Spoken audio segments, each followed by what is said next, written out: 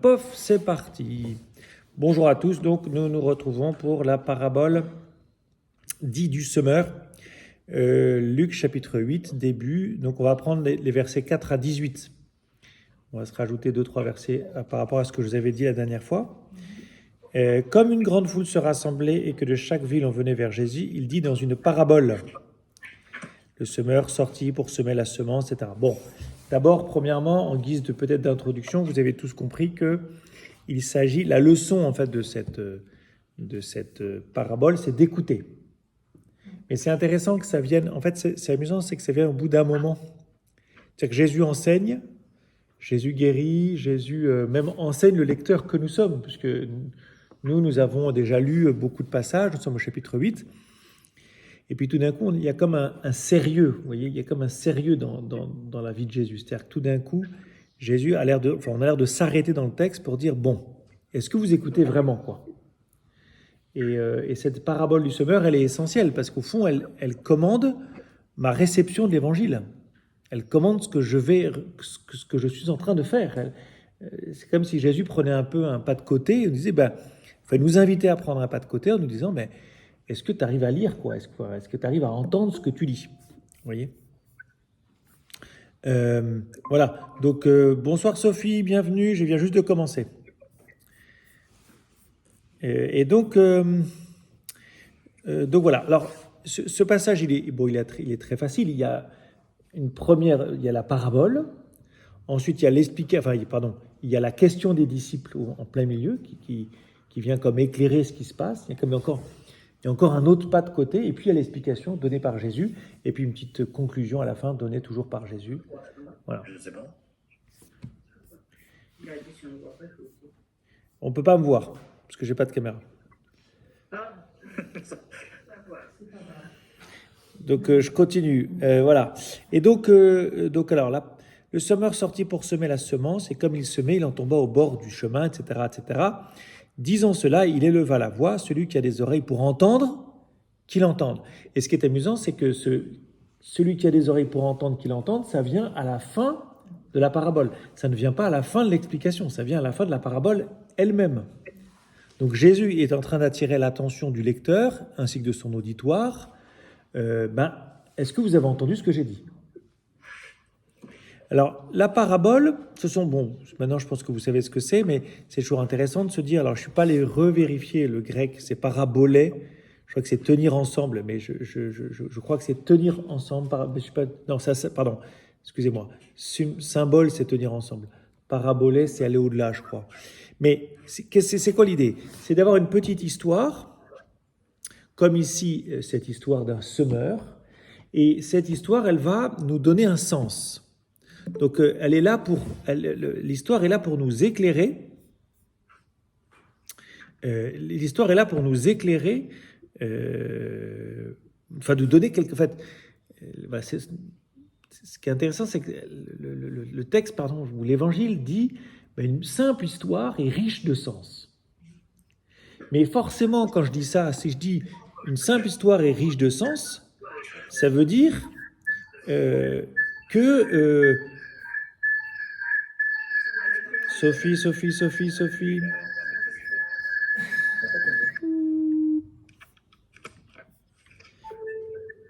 Ça veut dire que c'est tout l'évangile qui doit être pris aussi dans le sens d'une parabole. Alors ce n'est pas une parabole exactement, mais en fait le texte évangélique est lui-même comme une histoire. Et donc vous voyez, à chaque fois que Jésus va prendre une histoire, il y a une histoire dans l'histoire en fait. Et on a vu ça avec la pécheresse par exemple. Il y avait une histoire dans l'histoire. À un moment donné, Jésus s'arrête, il dit... celui qui, vous savez, c'est l'affaire des créanciers avec ses deux débiteurs. Donc Jésus prend une histoire. Et Jésus le fait très souvent. Voilà, il reprend très souvent cette idée de l'histoire, et cette histoire qui est riche de sens. On pourrait dire une histoire, c'est un peu fait pour des enfants, mais en fait pas du tout. Et par exemple, le livre de la Genèse, les 3 premiers chapitres de la Genèse, sont une sorte d'histoire. Et pourtant, c'est riche de sens. Alors la semence déjà, c'est une image campagnarde entre guillemets ou d'agriculture, mais que les auditeurs de Jésus comprenaient spontanément, puisque la plupart vivaient à la campagne. Hein. Jésus prêche d'ailleurs à la campagne, en dehors des villes. Donc les gens, ça parle tout de suite aux gens. Voir un semeur sortir pour semer, tout de suite les gens voient ce que c'est. Il y a plusieurs remarques que l'on peut faire. D'abord, la semence, on en parle dans le Jardin d'Éden, justement. La semence a un rôle tout à fait privilégié dans le jardin de Dieu, puisqu'il est dit que chaque arbre porte sa semence, ou que chaque semence porte son fruit, l'herbe et les arbres, etc. Donc la semence dit cette vie déjà qui est donnée par Dieu. Alors, le texte biblique de Genèse chapitre 1 ne parle pas directement de la semence comme étant la parole de Dieu, mais déjà on voit que quand Dieu parle, il donne vie comme la semence donne vie. Autre chose, les prophètes aussi en parlent, notamment Isaïe. La pluie et la neige qui descendent des cieux n'y retournent pas sans avoir abreuvé la terre, sans l'avoir fécondée et l'avoir fait germer, donnant la semence au semeur et le pain à celui qui doit manger. Vous voyez ? Et il y a une autre image où Dieu compare par le prophète sa parole comme étant une pluie qui descend sans porter du fruit dans la bonne terre. Donc vous voyez, déjà là, cette image de la semence, on est plus dans un registre prophétique. Souvent, je vous avais dit, par exemple, quand Jésus parle de David qui rentre dans le temple, on était plus dans un contexte sacerdotal, vous voyez, lié à la loi. Ici, on est plus dans un registre, avec cette image de la semence, on est plus par rapport à l'Ancien Testament, dans un registre d'histoire, mais de sagesse, vous savez, de petites maximes, de petits contes. Et donc, on est plus dans un registre prophétique, sapientiel, on va dire, en termes bibliques, sapientiel de sapiens, qui veut dire sagesse. Vous voyez, dans l'Ancien Testament, je vous rappelle, il y a différents types de textes. Vous avez la loi, c'est les 5 premiers livres, Genèse, Deutéronome, Nombre, etc.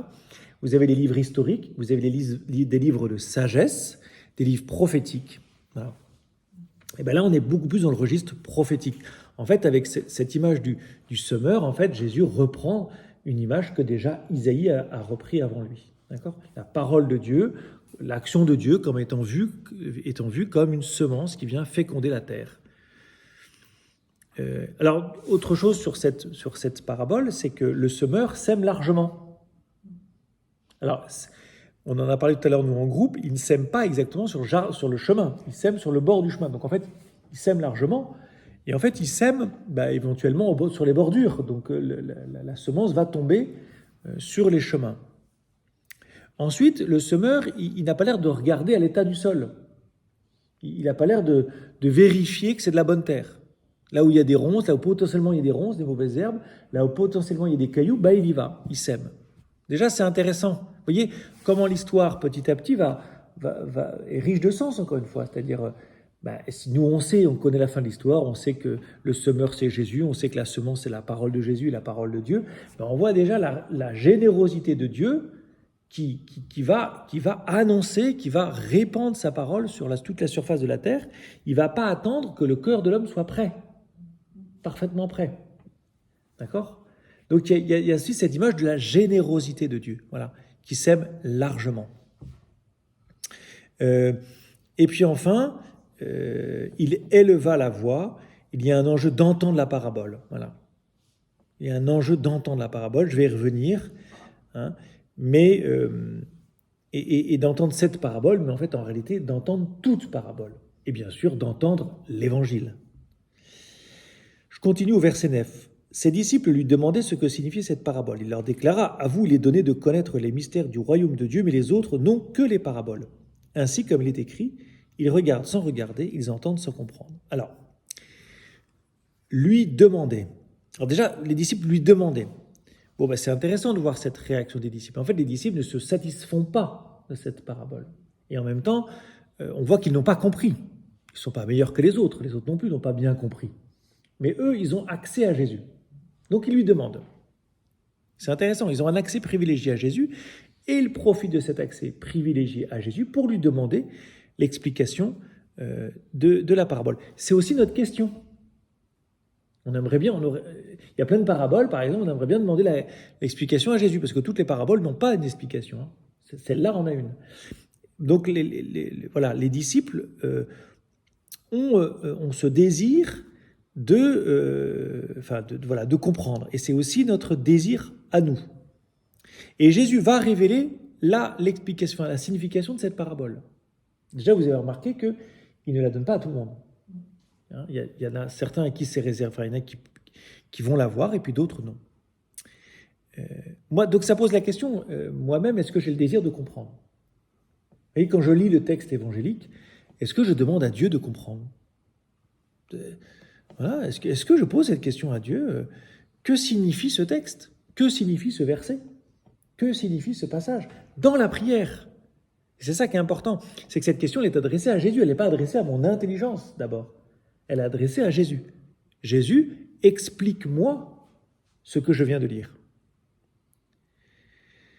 Voilà. Ensuite, la parabole, la parabole va montrer aux disciples et à moi, lecteur, que je ne comprends pas le texte, en fait. Que je ne comprends pas l'histoire de Jésus. Et donc la parabole, elle joue un rôle un peu paradoxal. D'une part, elle me dit quelque chose de très riche, mais elle est très accessible, on va dire ça, mais c'est une histoire, et en même temps, elle est inaccessible. C'est-à-dire, il y a comme un espèce je ne sais pas comment dire, un espèce de paradoxe de ténèbres et de lumière. À la fois, il y a une lumière qui est donnée parce qu'on a l'impression de comprendre, on comprend l'histoire, et en même temps, on ne comprend pas. On ne comprend pas sa signification. Donc, vous voyez, elle joue le rôle à la fois d'aiguillon et en même temps d'obstacle. Pourquoi d'aiguillon? Parce que, en fait, le but de la parabole, c'est que je pose la question à Jésus. Il n'y aurait rien de pire que de repartir avec ma parabole, avec mon histoire, sans poser la question à Jésus. Et je peux ici avoir la définition d'un disciple de Jésus. C'est quoi un disciple? C'est qui le disciple de Jésus? C'est lui qui pose la question de l'explication. Celui qui ne veut pas être disciple de Jésus ne pose pas la question de l'explication. Ici, le disciple pose la question. Explique-moi. Montre-moi le sens. Et donc la parabole, vous voyez, elle va susciter une curiosité, elle va susciter un désir. Elle va commencer elle provoque un commencement, un départ, un chemin.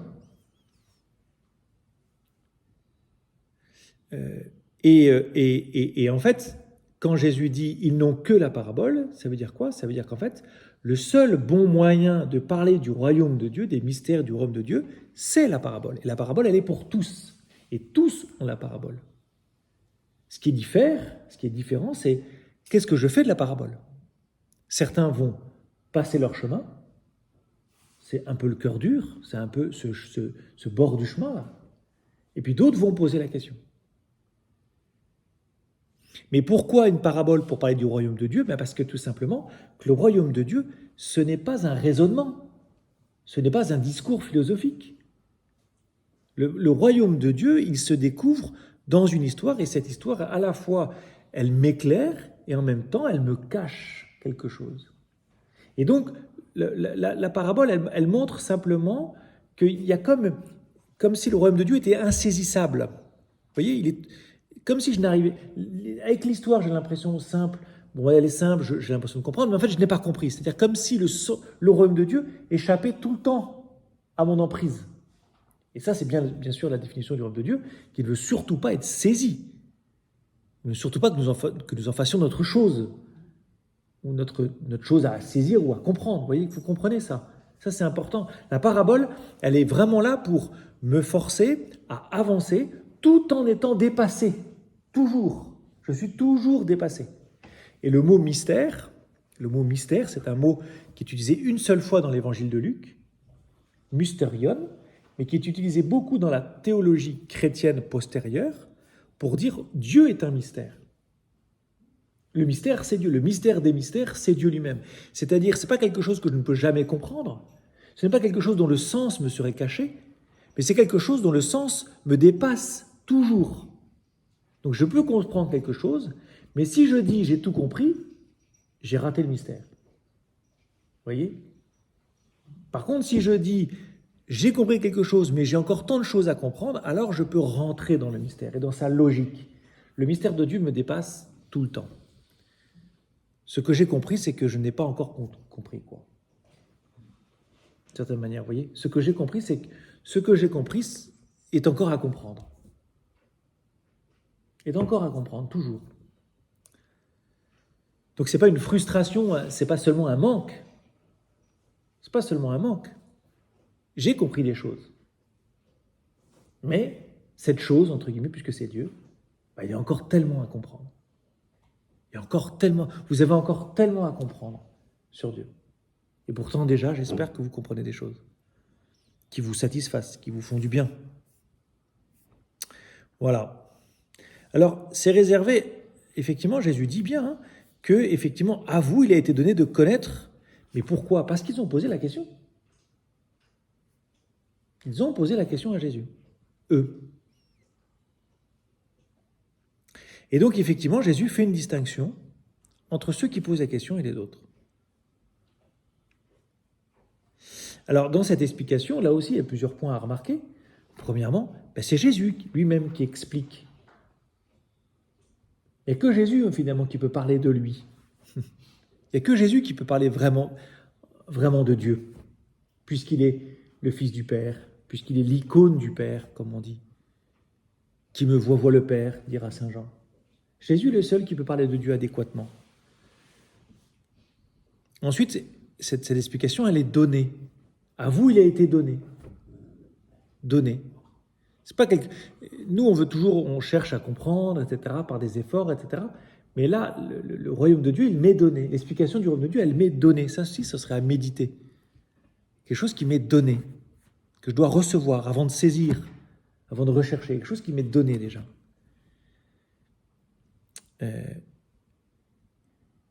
Voilà. Et puis enfin, effectivement, la parabole dit bien qu'il y a 4 cœurs, mais il n'y a qu'un seul sol permettant de connaître les mystères de Dieu. Enfin, plutôt, il n'y a qu'un seul sol au sens qui peut vraiment porter tous les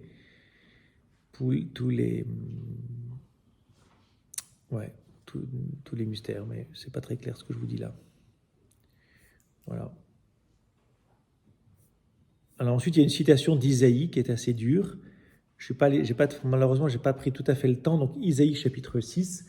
Isaïe, en fait, lui, à un moment donné, il va prêcher, il ne va pas être compris. Et il va dire au fond, c'est comme si Dieu lui disait, à un moment donné, Dieu va lui dire, mais prêche, de toute façon, ils ont le cœur endurci. Prêche toujours, continue de prêcher, de toute façon, ils ne comprendront rien. Il y a comme une espèce de... C'est comme si Dieu voulait aller au fond de l'endurcissement de l'homme. Bref, mais je n'ai pas le temps de trop développer. En tout cas, effectivement, il y a cette citation d'Isaïe qui est assez dure. Ils regardent sans regarder, ils entendent sans comprendre. C'est-à-dire que Dieu a beau leur parler, en fait, ils n'entendent rien.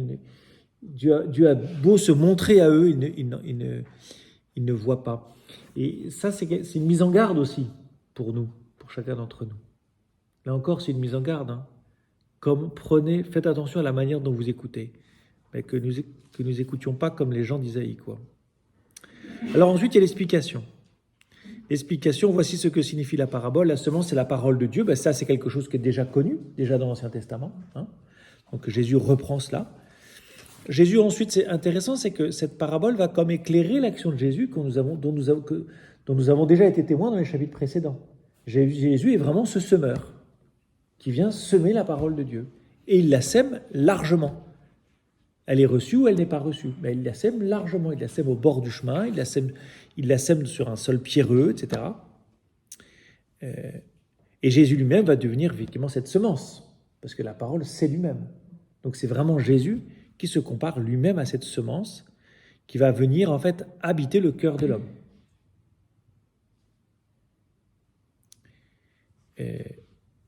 Donc en fait, c'est absolument essentiel là. Cette parabole est essentielle. Enfin, ce passage est essentiel pour nous.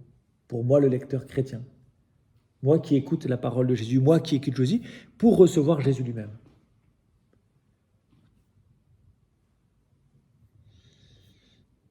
Il y a ceux qui sont au bord du chemin, ceux-là ont entendu, etc. Puis le diable survint. Alors il y aurait beaucoup de choses à dire sur ces sur ces 4 attitudes. En tout cas, toujours la même chose, l'enjeu pour le lecteur que je suis, c'est d'ouvrir mon cœur à la parole. Ça peut être intéressant. Vous voyez, il y a un moment un peu charnière dans la lecture de ce passage, qui est peut-être dans la suite de ma lecture de l'évangile de Luc, de suivre cet avertissement, de prendre au sérieux l'avertissement de Jésus maintenant. Moi qui vais continuer ma lecture, eh bien Seigneur, c'est peut-être votre prière ce soir, Seigneur, fais que j'entende vraiment. Fais que j'entende vraiment. Donc il y a 4 cœurs différents. Il y a ce bord du chemin. Donc le bord du chemin, comme dans tous les potagers, un sentier sur le bord d'un champ cultivé, c'est souvent là où les gens marchent par définition. Donc la terre est tassée, donc c'est étroit et c'est dur. Un cœur étroit et dur. Un cœur dur, sur lequel la parole de Dieu vient comme rebondir. Elle ne pénètre pas. Et Dieu et le démon vient l'enlever. Alors il y a une parole un peu rude, parce que là, en tout cas, ou plutôt, dans ce verset 12, on nous montre aussi l'enjeu. Il enlève de leur cœur la parole pour les empêcher de croire et d'être sauvés. Donc c'est pas rien du tout. C'est pas qu'une histoire sympathique de semence qui va nous transformer. C'est une question de salut. Donc c'est une question de vie ou de mort. Il sème aussi sur le sol dans les pierres. La semence pénètre la terre. Hein. C'est un cœur léger et inconstant. Je dis, le premier, c'est un cœur étroit et dur. Là, c'est un cœur léger et inconstant, non persistant, non persévérant. Le troisième, avec les ronces, c'est un cœur inquiet qui est soucieux, si vous préférez, avec le mot souci. Et puis enfin, la bonne terre. La bonne terre dans laquelle la semence va pouvoir, en fait, porter tout son fruit. Alors, il y aurait évidemment plein de choses à dire sur le sens de cette parabole, rien que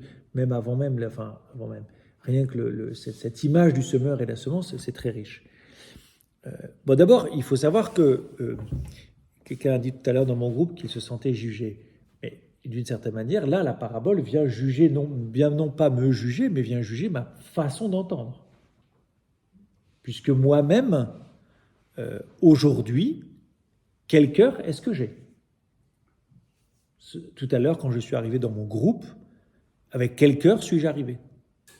Aujourd'hui, comment ai-je vécu ma journée ? Ça, c'est intéressant aussi comme bilan ou comme examen de conscience, comme on dit. Avec quel cœur ai-je vécu ma journée ? Moi, je sais que j'avais un souci aujourd'hui. Ce souci m'a empêché d'écouter beaucoup de choses. Je le sais. Et donc, il ne s'agit pas d'enfermer ici, là. L'évangile ne veut pas vous enfermer dans tu n'es que ceci, tu n'es que ça. C'est simplement, c'est un constat. Cœur dur, cœur léger, cœur soucieux et cœur et bon cœur. Un cœur bon et généreux, même, précise le texte. Un cœur bon et généreux. Donc, voilà. Et demain, je peux avoir un autre cœur.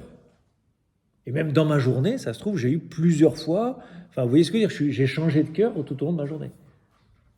4 attitudes spirituelles qui peuvent m'habiter tout au long de ma journée à des degrés ou avec des intensités différentes. Mais c'est aussi un chemin de croissance. Peut-être que vous-même, vous avez vécu ce chemin de croissance. Je m'explique. Cœur dur, c'est le temps de l'indifférence, mon cœur où je vivais sans Dieu. Moi, je sais que je peux reconnaître, je peux identifier dans ma vie un temps où j'ai vécu sans Dieu, indifférent à Dieu. Dieu était là-haut, j'étais en bas, ça ne change pas ma vie, chacun son chemin. Un cœur indifférent, cœur étroit et dur. Étroit et dur, c'est un bon jugement, mais voilà, un cœur indifférent, quoi. La parole de Dieu pouvait bien m'être donnée, je ne faisais pas attention. Et puis, il y a la rencontre, comme on dit, il y a une expérience spirituelle qu'on peut qualifier comme une rencontre, ou découvrir l'amour de Dieu. Bref, il y a des expériences spirituelles qui nous transforment profondément. Et ça, c'est la joie, en fait. Les jeunes convertis, comme on dit. Les jeunes convertis au christianisme, souvent, ils ont une belle expérience à partager, il y a quelque chose qui s'est enflammé en eux, mais combien de temps ça dure? Hein, c'est pas rare que des néophytes finissent par perdre la foi, en tout cas retourner à leur vie d'avant. Parce que il y a l'enthousiasme, c'est ce qu'on appelle l'enthousiasme des débuts, c'est comme tout. Je découvre un nouveau truc, je suis totalement enthousiaste, totalement à fond, et puis avec le temps, ça passe. C'est vrai pour plein de choses. C'est vrai pour plein de choses. Et notamment, c'est vrai pour la foi. Et puis, il y a la troisième étape. Si je décide de persévérer, j'ai passé l'euphorie des débuts. Eh bien maintenant, il faut que je me coltine le quotidien. Donc c'est la foi au quotidien, les ronces. Et dans cette foi au quotidien, je fais attention à l'état de mon cœur. Je fais attention à ce qu'il habite, je fais attention aux tentations. Bref, c'est le combat spirituel du chrétien du temps ordinaire, quoi. Vous voyez? C'est 90% de notre temps chrétien. De notre histoire chrétienne, tout au long de notre vie, ce sera 90% de notre vie. Ce sera un temps de ronces. Et vous le savez bien d'ailleurs, je pense qu'à la fin de la journée, si je vous demandais de faire un tour de table sur quelles ont été les ronces d'aujourd'hui, je pense que vous en avez tous. Tentations, soucis, désirs, etc. Qui vous ont détourné de l'écoute de la parole de Dieu. Puis vous avez la bonne terre. La bonne terre, elle est toujours un peu là, mais la bonne terre, ce sera peut-être au jour de notre mort que tous les fruits se verront. Mais tout au long de notre vie ici-bas, nous aurons toujours une vie de ronces. Nous aurons toujours des ronces qui poussent. C'est inévitable. Nous aurons toujours des tentations, nous aurons toujours des soucis. Et pour autant, cette bonne terre, elle est là aussi. Cette bonne terre, c'est ce qu'on appelle en termes ignatiens, c'est la fruitio. C'est la joie de la persévérance. C'est le fruit, l'artiste, celui qui maîtrise son instrument, c'est après des heures et des heures et des heures de travail. Et au bout d'années et d'années de travail, il maîtrise son instrument. C'est un peu ça. Cette fécondité, elle vient au bout du chemin, elle vient après toutes ces années de persévérance, de fidélité. Fidélité à la prière quotidienne, fidélité à la générosité du quotidien, vous voyez. Donc c'est aussi le chemin spirituel du chrétien tout au long de sa vie. C'est aussi un chemin de vie. Voilà ce que vous décrit cette parabole. 4 étapes de la vie spirituelle. La première étape, c'est l'indifférence. La deuxième étape, c'est la joie de la rencontre, la joie de l'expérience spirituelle, première expérience spirituelle chrétienne où je découvre Dieu, l'amour de Dieu. Troisième temps, c'est le temps de la persévérance, le temps de la lutte, le temps du combat chrétien, du combat spirituel. Et puis enfin, le quatrième temps, tout au bout, c'est toute la fécondité que j'aurai portée tout au long, qui se verra à la fin. Voilà. Parce que cette fécondité, elle est déjà là en fait. Même dans vos temps d'épreuve, même dans vos temps de tentation, la fécondité, la semence, elle pousse. Ce qu'il faut éviter, c'est que les ronces étouffent la parole. Mais la semence, elle pousse. Et ça aussi, la semence, c'est intéressant comme image. Ça veut dire quoi? Ça veut dire qu'il n'y a pas de fruit sans nous. Dieu a besoin de vous pour porter du fruit dans le monde. C'est hyper important, ça. Le chant de Dieu, c'est l'humanité. Le chant de Dieu, c'est l'humanité. Et ce n'est pas que les chrétiens, évidemment. C'est toute l'humanité, puisqu'il y a des cœurs durs qui ne reçoivent pas la parole. Enfin, après, tous les hommes peuvent aussi entendre la parole d'une manière ou d'une autre. Les chrétiens, eux, sont peut-être un peu plus gâtés que les autres, parce qu'ils savent, ils connaissent. Ils attendent, ils désirent, ils demandent l'explication. Donc ils cherchent. Ils savent qui est le semeur et ce qu'est la semence. Mais cette semence, en fait, le chant de Dieu, c'est l'humanité. Et Dieu ne peut pas porter de fruits dans le monde sans vous. Ça, c'est hyper important, ça. C'est hyper important. Souvent, on attend des miracles, Dieu vient régler ceci, Dieu vient régler cela. Mais non, le miracle n'est pas l'agir ordinaire de Dieu. Ça ne veut pas dire que Dieu ne peut pas faire de miracle, c'est pas ça. Ça veut dire que Dieu, ordinairement, de manière habituelle, il vous utilise, vous. Il met sa semence en vous. Et c'est grâce à votre bonne terre, à votre cœur bon et généreux, que sa parole va pouvoir porter du fruit dans le monde.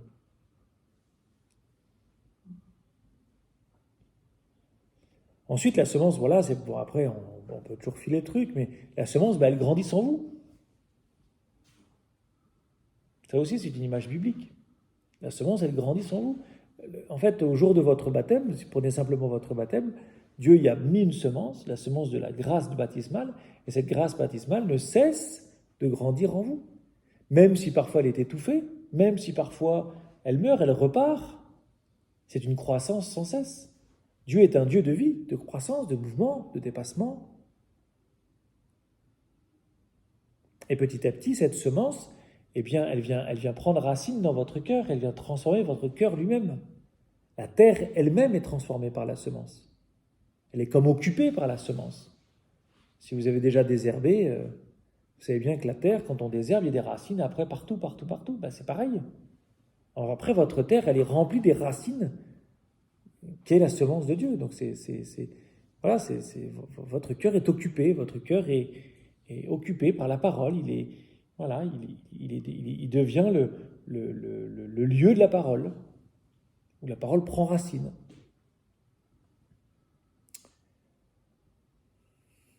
Voilà, ça c'est... Et puis, bien sûr, la fécondité. La question de la fécondité, c'est une vraie question spirituelle. La question de fécondité, c'est quel sens a ma vie? Est-ce que ma vie est utile? Nous voulons tous une vie féconde. Nous voulons tous une vie féconde. La question, enfin, plutôt ce que vous dit le texte, c'est qu'il n'y a pas de vraie fécondité sans parole de Dieu. Je dis ça parce que la fécondité, souvent, on va la chercher dans le travail, on va la chercher dans la réussite humaine. Ce qui n'est pas forcément mauvais, c'est pas d'abord ça, mais c'est pas une vraie fécondité. La vraie fécondité, elle vient de la parole de Dieu. Et elle passera, comme on le verra, par la croix. Elle passera par la croix. C'est encore une autre histoire. Mais si, là aussi, par exemple, grain de blé qui ne meurt pas demeure seul, comme dit Saint Jean. Alors, c'est une image, évidemment. Et puis là, Jésus n'utilise pas d'ailleurs cette image. Mais la semence, la parole de Dieu, elle vient féconder notre cœur. La semence, c'est bien sûr le sperme de l'homme. C'est vraiment ce qui va venir habiter notre cœur pour donner la vie. Mais encore une fois, cette semence, elle a besoin de notre accueil, elle a besoin de notre réception, elle a besoin de notre oui. Elle a besoin de notre oui. Ouais, le cœur inconstant, il a beau être inconstant, mais il a commencé par dire oui. Il faut accepter d'être inconstant. Il faut accepter d'être inconstant. C'est-à-dire qu'il faut accepter la grâce des débuts, la joie du début. Parfois, quand on repart, on a une grâce, on est tout joyeux, puis on se rend compte. Vous savez, c'est comme quand on fait une retraite. Je ne sais pas si vous avez déjà fait une retraite. 4-5 jours en silence, ce que je vous conseille de faire cet été si vous n'avez pas prévu. Mais on fait 5 jours en silence, on repart, on est plein de bonnes résolutions. Vous savez, souvent, après une retraite ou une session à Paray-le-Monial, pour ceux qui ont déjà fait une session, on passe à la librairie, on achète 15 bouquins. Ça, c'est un grand classique. Puis en fait, au bout de 6 mois, on en a lu un. Et au bout d'un an, on se rend compte qu'on en a lu au maximum 2, quoi. Au bout de 10 ans, on a toujours lu que les 2 mêmes. Vous voyez ? C'est-à-dire que, vous voyez, c'est aussi la joie de ce... Enfin, le cœur reste constant. Enfin, il y a une joie aussi, mais faut pas bouder son plaisir. Enfin, faut pas se priver de ce plaisir-là. Dans une vie spirituelle, il y a des hauts et des bas, et parfois il y a des hauts, mais qui durent peut-être trop peu. Mais n'empêche que par des petits oui, par ces petites relances de la vie spirituelle, on finit par être de plus en plus constant et de plus en plus persévérant. Et on apprend petit à petit à mieux lutter contre les ronces. Bref, je ne sais pas quelle heure il est 30, ça fait 33 minutes. Voilà, puis ensuite il y a cette incise, comme on dit, versets 16 et 17, qui ont été rajoutés. Personne, après avoir allumé une lampe, ne la couvre d'un vase. Alors ça, chez Matthieu, on la retrouve dans le discours sur la montagne. Ici, on demande un peu ce qu'elle fait là. Mais il y a sûrement un sens. D'abord, il y a quelque chose de visible, il y a quelque chose à rendre visible. Une semence qui germe, elle devient visible. Tant qu'elle ne germe pas, tant qu'elle ne pousse pas, elle est invisible. Donc ici, il y a aussi cette idée que, en fait, cette semence, elle veut se rendre visible. Dans vos vies, autour de vous. Et vous-même, habité par la semence, vous serez comme ce lampadaire. Rien n'est caché qui ne doit paraître au grand jour. C'est la parole de Dieu, c'est la semence. C'est l'action de la semence, l'action de la parole. Rien n'est secret, ils doivent être connus et venir au grand jour, voyez. Cette semence qui est plantée dans la terre, elle reste au secret, mais quand elle sort, elle devient visible. Faites attention à la manière dont vous écoutez. Bon voilà, c'est pour ça qu'on le rajoute, ce verset 18. C'est que ça vient conclure la parabole qu'on vient d'entendre. Faites attention à la manière dont vous écoutez. C'est un avertissement de Jésus, lui-même. Hein. C'est intéressant quand même de se mettre dans le contexte. C'est Jésus lui-même qui le dit. Hein. Car à celui qui a, on donnera, et à celui qui n'a pas, même ce qu'il croit avoir sera enlevé. C'est ce cercle vicieux.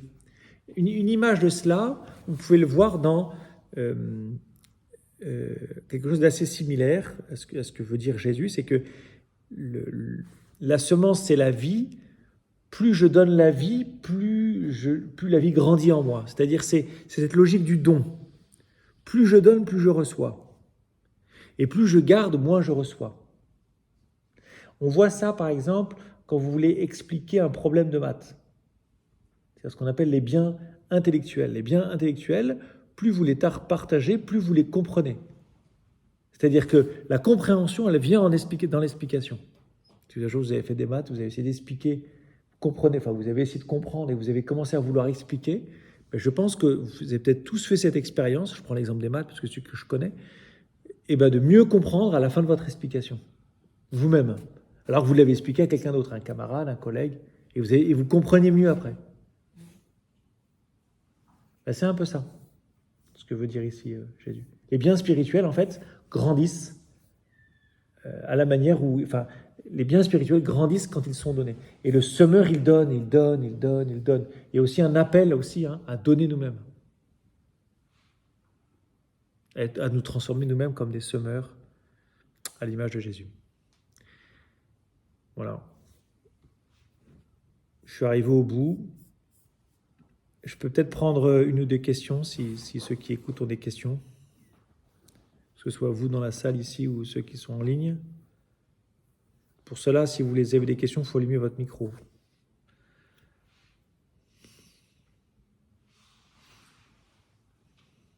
Quand vous dites bon et généreux, un cœur bon et généreux, ce qui m'embête un petit peu, c'est qu'on n'atteint pas la main pleine, alors que normalement on est quand même, on fait quand même, on applique la charité, enfin des trucs comme ça, et donc on n'atteint quand même pas. Même épisodiquement, quoi. Ah, c'est ça que je veux dire.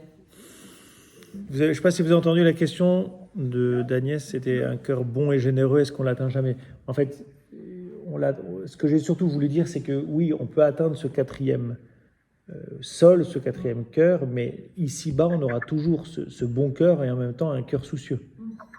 On ne peut pas atteindre... En fait, ce bon cœur, il dit la réalité du ciel, il dit l'état du chrétien aussi à l'arrivée, même s'il est déjà là, de fait.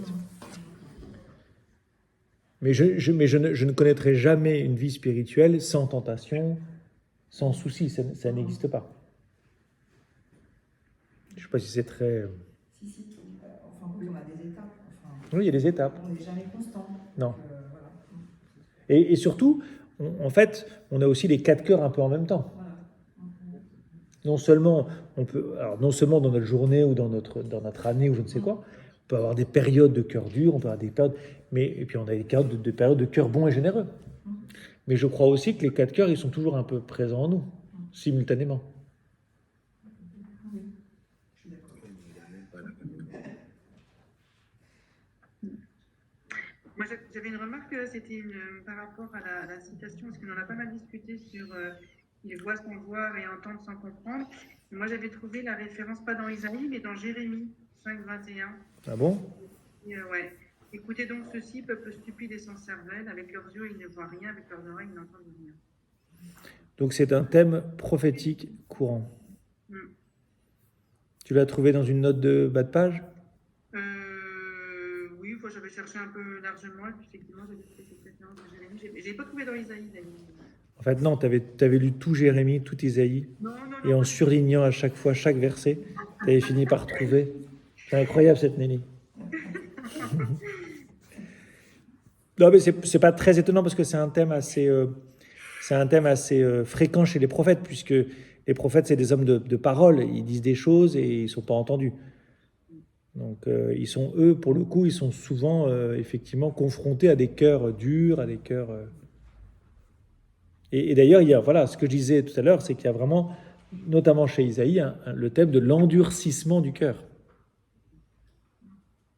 Pour aller, en fait, comment dire, pour bien montrer le problème, on l'amplifie, quoi.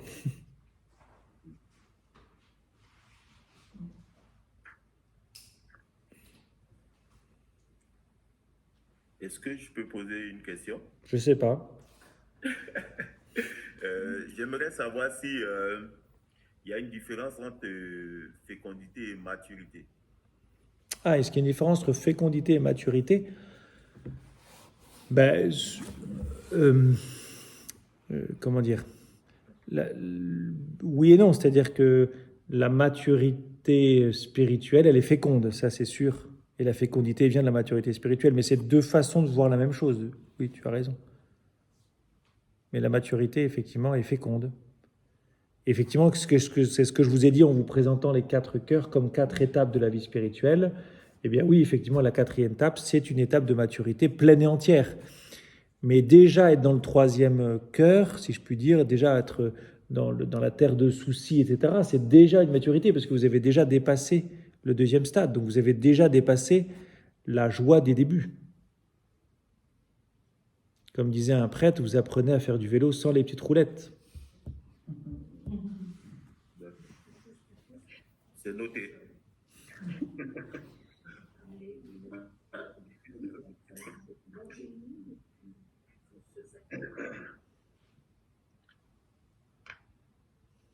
Pas d'autres questions?